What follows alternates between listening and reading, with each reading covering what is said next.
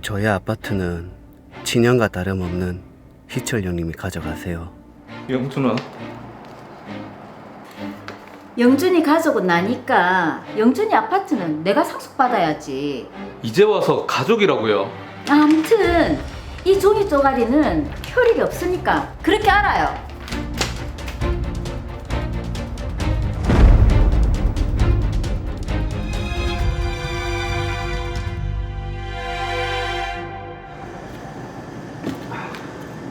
영준아, 요새 얼굴이 왜 이리 안 좋노? 그냥 일도 힘들고 사는 게 그저 그렇네요. 요새 배달일 많지? 마, 형님 있다 애가. 일 많으면 내가 도와줄게. 우리 일 빨리 끝내고 맛있는 거 사 먹으러 가자. 집에서 또 정승 들지 말고. 알겠습니다, 형님. 가시죠.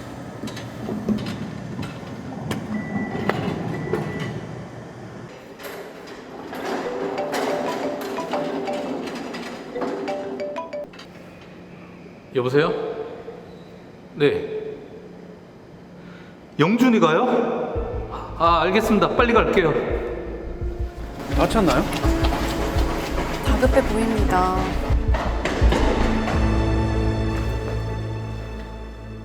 영준아, 괜찮나? 형님, 어떻게 된 겁니까? 기억 안 나나? 네 교통사고 나서 큰일 날 뻔했다.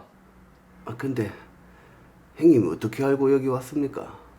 수술해야 하는데 나한테 연락 왔더라. 죄송합니다. 형님 일도 바쁘실 텐데. 미안하긴 뭐가 미안하노? 괜찮다. 제가 기댈 수 있는 게 형님밖에 없네요. 부모님도 안 계시고 그렇다고 형제가 있나? 세상에 저 혼자입니다. 또 기운 빠진 소리 하네. 왜 니 혼자고? 나도 있다 애가. 일은 걱정하지 말고 빨리 낫기만 해라. 고맙습니다.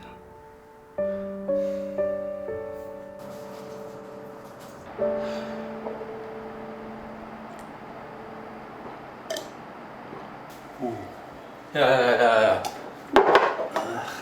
영준아, 연락도 안 되고 이게 뭐고? 형님 오셨습니까?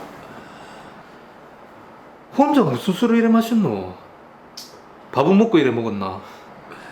역시 내 생각에 해주는 건 우리 희철이 형님밖에 없네.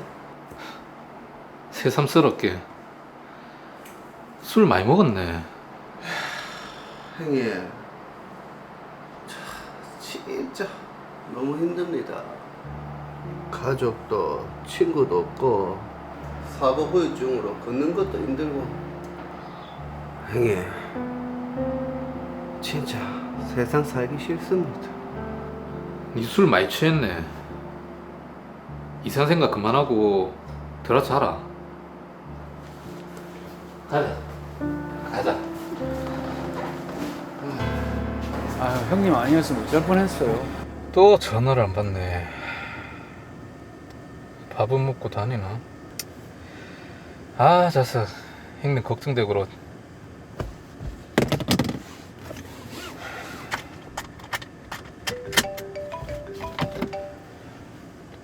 네, 여보세요?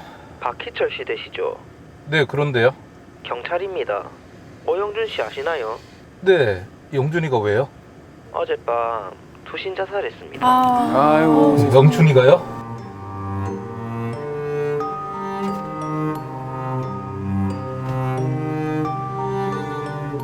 영준아, 이게 무슨 일이고?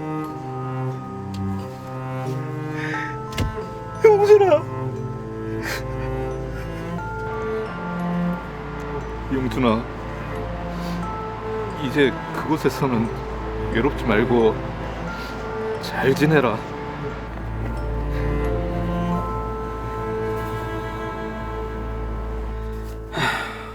인생이 왜 이래 허무하노, 영준아? 영준이한테 고모가 있다던데. 조카가 죽었다는데 장례식장에 오지도 않고.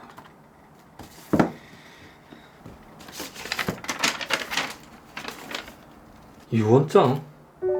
저의 아파트는 친형과 다름없는 희철 형님이 가져가세요. 영준아, 왜 이 집을 나한테? 영준아,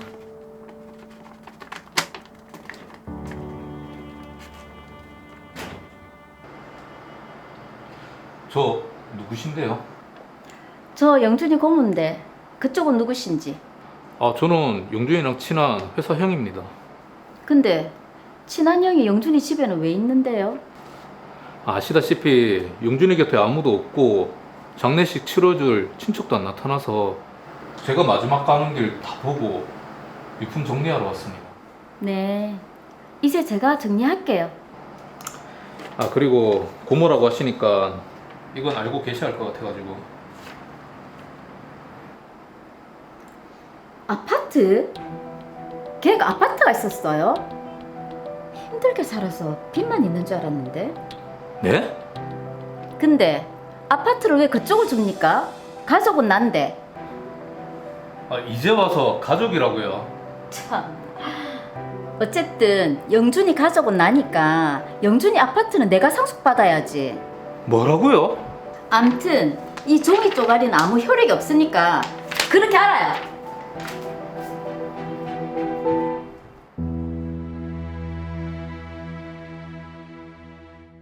네, 오영준 씨 너무 안타깝고 또 가슴이 먹먹합니다.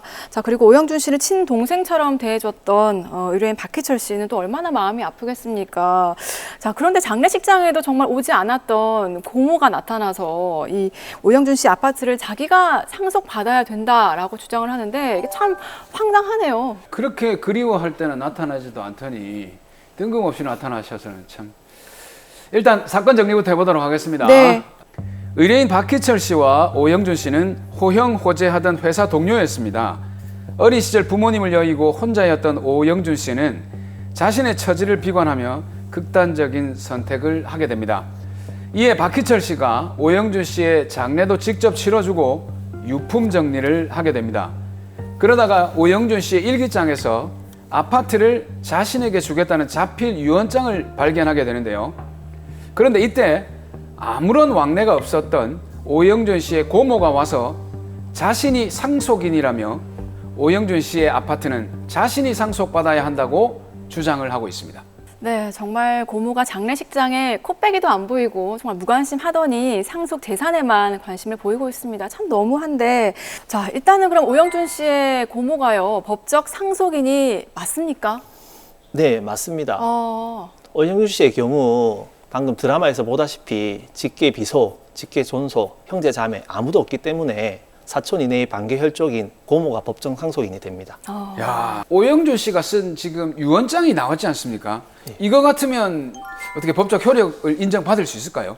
예, 효력이 있습니다. 이것을 자필 증서에 의한 유언이라고 하는데요. 네. 유언자가 직접 자필로 유언 증서를 작성한 경우를 말합니다. 그런데 자필 증서에 의한 유언장을 작성할 때는 반드시 들어가야 되는 내용이 있습니다. 그래요? 사무장님, 예? 그 내용들에는 뭐 어떤 게 있을까요? 사무장님을 시험하시기 시작합니다. 우리 변호사님들께서. 도장, 서명. 도장, 서명. 네, 맞습니다. 유언장의 도장, 서명도 중요합니다. 예. 네. 자필 증서에 의한 유언장을 작성하기 위해서는 첫 번째, 유언장의 전문을 직접 작성해야 됩니다. 두 번째는 유언장의 작성 일자를 직접 작성해야 합니다. 네. 주의할 것이 작성 일자의 연, 월, 일 모두 다 기재해야 합니다. 만약 연, 월만 기재되어 있고 일이 기재되어 있지 않는 경우 그 자필 증서, 유언 증서는 그 작성일을 특정할 수 없기 때문에 효력이 없습니다. 자, 유언장의 전문을 직접 써야 되고 또 작성 일자를 써야 되고 연, 원, 일까지 상세하게 적어야 된다는 점. 이거 기억을 해둬야겠는데요. 그러네요. 네. 예, 그리고 세 번째로 유언장을 작성한 장소를 특정할 수 있는 상세한 주소와 성명을 직접 작성해야 합니다. 그리고 마지막으로 방금 사무장님께서 말씀하셨던 유언장에 유언자의 인장 또는 도장으로 날인을 해야 합니다. 도장 대신 손가락에 인주를 묻혀 지문을 찍는 흔히 손도장, 지장이라고 하는데 이 네. 손도장, 지장도 유효합니다. 자, 드라마 내용을 보면요, 유언장에 변호사님이 방금 말씀하셨던 그런 부분들이 다 기재가 돼 있었다고 하거든요. 네, 망인 오영준 씨가 직접 작성한 유언장을 보면 네. 연, 월, 일이 다 기재되어 있고 주소와 성명 그리고 무인이 있어서 자필 증서에 의한 유언으로 효력이 있습니다. 저는 이제 드라마에서 보면은 보통 글로 쓰지 않고 잠깐 정신을 차려서 내가 할 말이 있다 이러면서 말로만 남기시고 그냥 가시는 경우도 있거든요. 이럴 때도 효력이 있습니까? 일반적으로 가족이나 친지에게 사망 전에 남기는 말이나 당부를 유언이라고 하는데 네. 이는 법적인 효력이 있는 법적인 의미에서의 유언은 아닙니다. 그러면 법에서는 유언을 어떻게 정의를 하고 있습니까? 예, 법적 의미의 유언이란 유언자가 유언 능력이 있고 법적 사항에 대해 엄격한 방식에 따라 행하는 유언을 말합니다. 그러니까 엄격한 방식, 어떤 방식입니까? 네, 유언자의 진정한 의사를 명확히 해서 법적 분쟁과 혼란을 방지하기 위한 것입니다. 네. 법이 정한 요건과 방식이 어긋난 유언은 그것이 유언자의 진정한 의사에 합치하더라도 유언으로서의 효력이 없습니다. 즉 유언은 민법이 정한 방식에 따라서 의하지 아니하면 유언으로서의 효력이 생기지 않습니다. 그리고 주의할 것이 만 17세에 달하지 않은 자는 유언을 할 수가 없습니다. 민법상 유언의 방식은 자필 증서, 녹음, 공정 증서, 비밀 증서, 구수 증서 5종으로 되어 있습니다. 아, 잠깐만요. 그 이제 5종류를 보면 그래도 자필, 녹음, 그다음에 공정 증서 이건 좀 이제 직관적으로 떠오르는데 비밀 증서하고 구수 증서 이거는 모르겠거든요. 먼저 비밀 증서가 어떤 건지부터 말씀을 좀 해주시죠. 비밀 증서에 의한 방식은 진정으로 작성된 유언서가 존재하는 것은 명확하게 해두지만 네. 유언의 내용은 유언이 효력이 발생할 때까지 비밀로 하기 위해 작성하는 것을 말합니다. 비밀 증서 유언은 유언자가 작성한 증서를 엄복 날인하고 그 확정 일자까지 받아야 하는 등 절차가 아주 엄격합니다. 네. 그 우리 드라마에서 봤던 재벌들이 요 유언은 어느 시기까지는 개봉하지 말라. 예. 이런 게 비밀 증서네요. 네, 맞습니다. 그러면 구수 증서라고 했죠. 그건 어떤 겁니까? 예, 구수 증서는 유언자가 질병, 그 밖에 긴박한 사유가 있을 경우에 사용하는 유언 방식을 말합니다. 이때 긴박한 사유는 유언자가 질병 등으로 위독한 상태로 사망에 가까운 상태를 말합니다. 네. 구수 증서 방식은 유언자가 2명 이상의 증인이 참여한 상태에서 그중 한 명에게 유언의 취지를 낭독하고 이를 들은 증인이 필기 낭독하고 최종적으로 유언자가 승인을 하게 됩니다. 와, 유언의 방식도 참 복잡합니다. 진짜 복잡한데요. 예.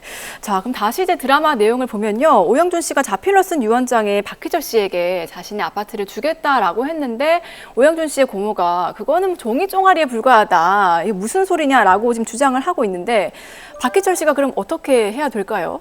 예, 유언장을 발견을 했다면 그 보존을 확실히 하기 위해서 유언증서 검인 청구를 해야 합니다. 유언 증서 검인 청구 이건 또 뭡니까?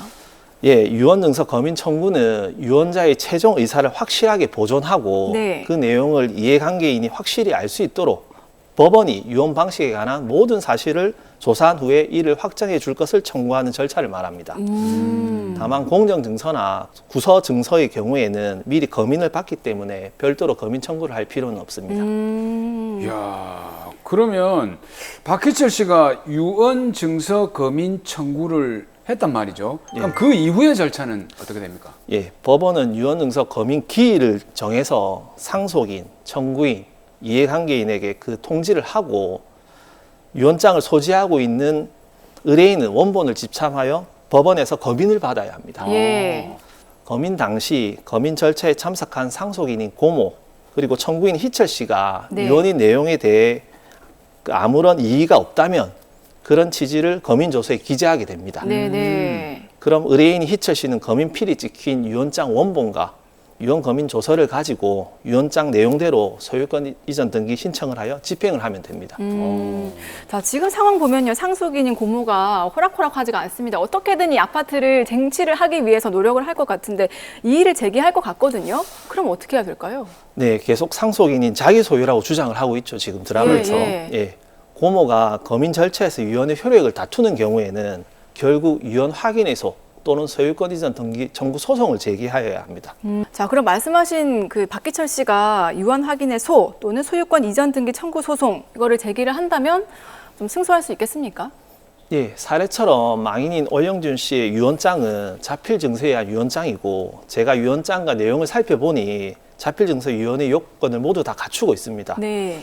이에 의뢰인 희철 씨는 유언 확인에서 또는 소유권 등기 청구 소송을 제기하여 얼마든지 승소할 수 있을 것으로 판단됩니다. 아 근데 이제 궁금한 게 하나가 있는데 예, 예. 만약에 검인을 받지 않은 유언장이 있다면 그건 네. 효력이 없는 겁니까? 그건 아닙니다. 민법 제1091조 제1항 유언 증서에 대한 법인의 검인은 유언의 방식에 관한 사실을 조사함으로써 네. 그 유언장의 위조 변조를 방지하고 그 보존을 확실하기 위한 절차일 뿐으로 유언 증서의 효력 여부를 심판하는 절차는 아닙니다. 따라서 적법한 유언 증서는 유언자의 사망에 의하여 곧바로 그 효력이 발생하고 그 검인이나 개봉 절차의 유무에 의하여 효력에 영향을 받지는 않습니다. 자, 마지막으로 그럼 의뢰인 박희철 씨를 위한 솔루션 한 번 더 다시 정리를 해볼까요? 의뢰인 희철 씨는 우선 유언장의 위조 변조를 방지하고 그 보존을 위해서 유언 증서 검인 청구를 해야 합니다. 그리고 법원의 유언 증서 검인 절차에서 망인의 상속인 고모가 이의를 제기하지 않는다면 유언장 내용대로 집행을 하실 수 있습니다. 네. 만약 검인 절차에서 고모가 이의를 제기한다면 유언 확인의 소 또는 소유권 이전 등기 청구 소송을 제기하여 유언 내용대로 집행을 할 수가 있습니다.